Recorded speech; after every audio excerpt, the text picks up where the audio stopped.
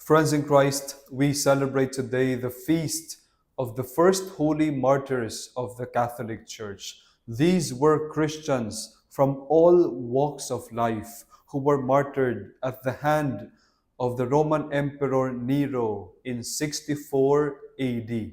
Crucified, fed to wild animals, tied to posts, and lit up as human torches, the firmness of the faith of these martyrs showed their profound love and devotion to the Lord in the midst of suffering. Today's feast urges us to seek holiness regardless of our social status, age, or nationality. And this gift of holiness can only be sustained if we are singularly united to God, the source of grace and faith. Amen.